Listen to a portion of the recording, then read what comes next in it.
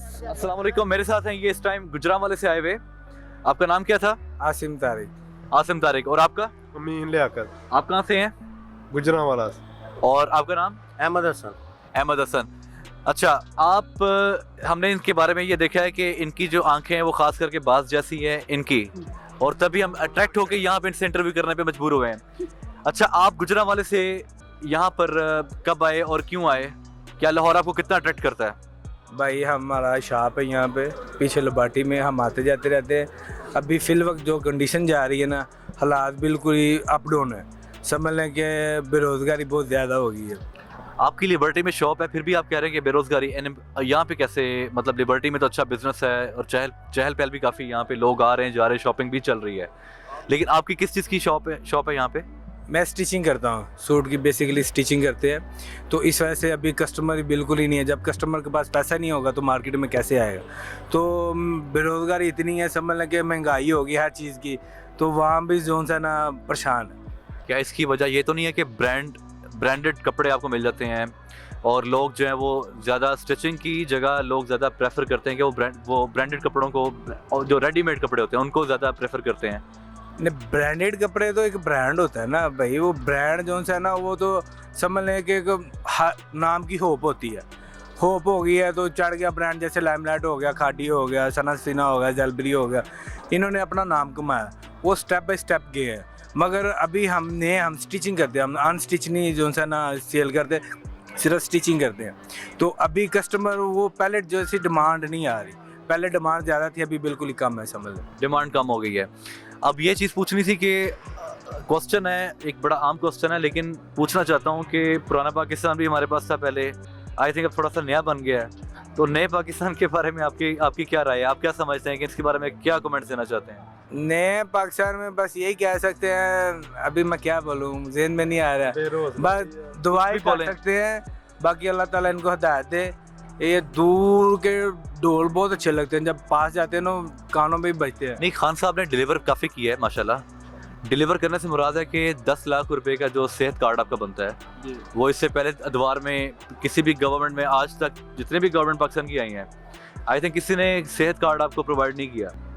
अब हर पाकिस्तानी को easily I think वो प्रोवाइड किया जा रहा है गवर्नमेंट की तरफ से। तो क्या ये अच्छा कदम नहीं है? पता नहीं किसको दे रहे हैं भाई। सर, आपने उसको व्यू किया है, दोबारा आपने इसे ट्राई किया लेने के लिए? हम गुजरांवाला, हमने आपको पहले बोला हम गुजरांवाला से आए हैं, उधर किसी के पास नहीं है। और नारवे वाली साइड में हमारे गुजरांवाला में अभी तक सेहत कार्ड नहीं है, बिल्कुल कार्ड ही नहीं किया, बंदे भी नहीं काम कर रहे उधर। हमारे मोड़ अहमदाबाद में है, हर टाइम कचरा पड़ा रहता है उधर, देखें ज़रा गुजरांवाला में जाके, बस नाम के भाई बातें होती हैं, काम कुछ नहीं होता। लेकिन नहीं, मेरा इसमें थोड़ा सा ये है कि खान गवर्नमेंट ने आपको कम से कम आवाम को इतना अवेयर किया है कि चोर और डाकू कौन से होते हैं, ये तो कम से कम बताया कि नहीं? भाई चोर डाकू क्लियर हो गया, आपकी बात बिल्कुल ठीक है, मगर चोर डाकू नज़र भी आ रहे तो पकड़ क्यों नहीं रहे, ये बताए। आई थिंक पकड़ा ही हुआ है। आई थिंक उनको एक किस्म का जिला वतन किया हुआ है। ये भी एक किस्म का मुदाखलत करने से बात रखने वाली बात होती है ना भाई। पकड़ा ऐसे नहीं होता, पकड़ा होता प्रॉपर जेल हो। ये इनकी जेल भी घर है, ये जेल नहीं है, ये इनका समझ ले दूसरा घर है। लेकिन खान साहब करप्शन तो नहीं करते ना कम से कम? वो खुद करप्शन नहीं करते तो नीचे वाले तो सब करप्शन कर रहे हैं ना। आप आखिर ईमानदार तो है ना। ओ ईमानदार हम भी मानते हैं ईमानदार, मगर ईमानदार क्या करना ऊपर, जब नीचे वाला ही कुछ नहीं कर रहा तो ऊपर क्या करेंगे आप? मुझे ये बताएं, नीचे चपड़ासी ले गए, MP MNA सब खा रहे हैं माल, तो फिर क्या करेंगे आप? वज़ीर आज़म को कौन बताएगा जाके? वो खुद नहीं, उनको सब बोलते हैं अच्छा, बाकी कुछ भी नहीं है। अंडरपास मोड़। तो क्या आपके लिए एक क्वेश्चन लास्ट है कि जब से आपने एक होश संभाला, तब से लेकर अब तक की सबसे अच्छी गवर्नमेंट कौन सी लगी आपको? सबसे अच्छा दौर किसका लगा?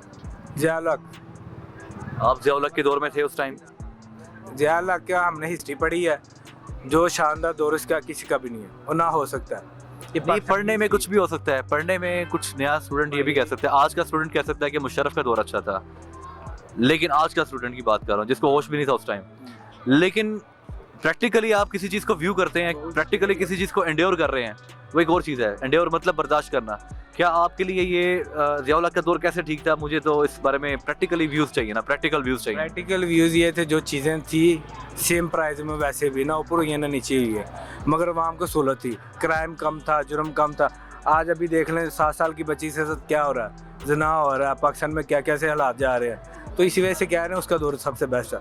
कानून भी तेज़ था, हर चीज़ तेज़ थी, हर टाइम जो है ना कानून की पासदारी होती थी। अभी ये कानून की पासदारी नहीं हो रही, सिर्फ तमाशा हो रहा है।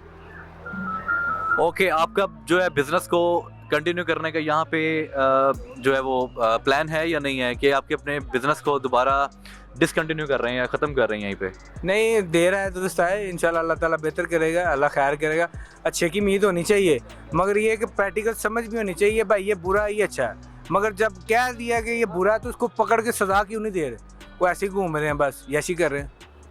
ऊपर के मामला है, हम शायद उसके बारे में पहुंच नहीं सकते, शायद जो हुक्मरान आला हैं वो जानते हैं इस बारे में। लेकिन आपके पास क्या व्यूज़ हैं गवर्नमेंट को देखकर, नया या पुराना पाकिस्तान बेहतर कौन सा है, या मिडल वाला पाकिस्तान ठीक है? मेरे अंदाजे से ना नया क्या, कुछ भी नया नहीं लग रहा, हर चीज़ तो आसमान से छू रही है।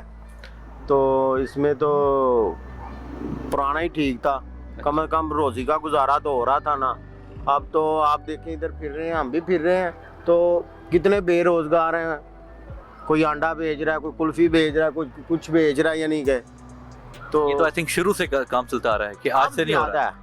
अभी हम एक आदमी से मिले हैं, वो डिग्री ली हुई है उसने, कौन सी मास्टर की डिग्री बता रहा था, वो गरीब रुमाल बेच रहा है। तो आप देख लें खुद ही को, इस टाइम जो सा ना बहुत बेरोज़गारी हो गई है इस गवर्नमेंट में।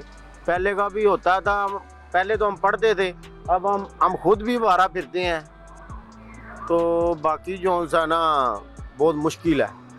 अच्छा, एक क्वेश्चन कि बेरोज़गारी का जो आंसर है, मतलब कि पाकिस्तान में अगर बढ़ता जा रहा है, तो इसका सबसे बड़ा रूट काज को कहते हैं, मतलब लाइक हम कौन सी ऐसी चीज़ है जो इसको बढ़ा रही है कि बेरोज़गारी, और कौन सी ऐसी चीज़ है जिसको कम कर सकती है? 2 चीज़ों का नाम या कोई सेंटेंस में बता दें।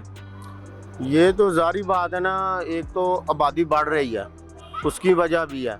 तो दूसरा ये है कि महंगाई की वजह से जो सा ना बेरोज़गारी और ज़्यादा मामला जो से ना, उसकी यही वजह हो सकती है।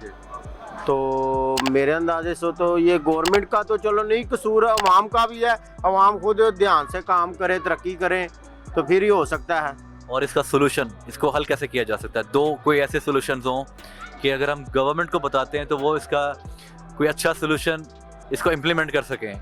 1 से 2 सोल्यूशंस आपने बताने हैं कि कौन सी ऐसी चीज़ है कि बेरोज़गारी को और महंगाई को ख़त्म कर सके और पाकिस्तान को रियली पाकिस्तान को अच्छे एक ट्रैक पे चला सके इन फ्यूचर। इसका अच्छा सलूशन यही है कि करप्शन कम हो, लूट मार कम हो, हर अदारे अपने ईमानदारी से काम करें, तो फिर ही जो सा ना। आई थिंक मैंने करप्शन का ही सोल्यूशन पूछा है, करप्शन को ख़त्म करने का सोल्यूशन क्या होना चाहिए? ना एक इंचार्ज है, वज़ीर आज़म साहब हैं, वो खुद हर चीज़ पे नोटिस ले लेते हैं। जारी बात है, इस पे जब नोटिस लेंगे तो इंशाल्लाह कंट्रोल होगी। तो अगर इसी चीज़ पे नहीं कंट्रोल, एक होता है नोटिस, हाँ जी, और एक होता है सिर्फ नोटिस जुबानी कलामी, और एक होता है कि प्रैक्टिकल नोटिस लेना। हाँ जी, आप उसकी प्रैक्टिकल की बात कर रहे हैं। हाँ जी, प्रैक्टिकल नोटिस लेंगे, फिर कोई काम वगैरह हो तो फिर ही जो सा ना मुल्क में कुछ बर्ताव अच्छा हो सकता, नहीं तो वो नहीं। जी भाई पता क्या है, अभी मैं आपको बताता हूँ, मैं सऊदीया 10 साल रह गया हूँ। हमारे वहाँ पे ना सऊदीया में जब भी कोई रमज़ान आता था या कोई फंक्शन आता था ईद का, तो हर चीज़ में 50% डिस्काउंट होती थी। 20% हो गया, 50%। इधर डिस्काउंटें तो लग जाते मगर वो प्राइस नहीं देते हैं, ठीक है। हमारे पाकिस्तान में ये कोई भी रमज़ान आ जाए, ईद आ जाए, तो हर चीज़ का रेट आसमानों पे चल जाता। तो इसीलिए कहते हैं वाम को भी खुद समझना चाहिए, वाम को भी चाहिए ख्याल करना चाहिए। अभी नींबू देख लें 60 रुपये किलो है, जब रोज़े आने रमज़ान आ जाएगा तो 400 रुपये किलो हो जाएंगे, ठीक है। तो वाम को भी चाहिए कि एहसास करे, जब कोई आता है फेस्टिवल आता है तो अपना आप खुद ही हर चीज़ से कम करें। वाम भी खुद ठीक हो जाएंगे तो हुक्मरान भी खुद ठीक हो जाएंगे। एग्जैक्टली, क्योंकि कुरान का एक फरमान है, अल्लाह ताला का इरशाद है कि जैसे ही कौम वैसे ही हुक्मरान होते हैं, क्योंकि हुक्मरान भी हम में से ही आने हैं, ये कहीं बाहर से नहीं आएंगे। तो ये जो इनके व्यूज़ हैं बहुत ज़बरदस्त थे, क्योंकि हम लोग अपनी कौम को तब तक प्रोग्रेस में नहीं लेके आ सकते जब तक हम कुरान को फॉलो ना कर सकें। अगर कुरान को फॉलो करना स्टार्ट कर दिया तो यकीन करें कि ये पाकिस्तान जो मनाजिल तय करेगा तरक्की की इंशाल्लाह बहुत जल्द। आपका बहुत बहुत शुक्रिया, थैंक यू वेरी मच। आपसे अच्छी मीटिंग हुई, अच्छी मुलाकात हुई, बहुत शुक्रिया आपका।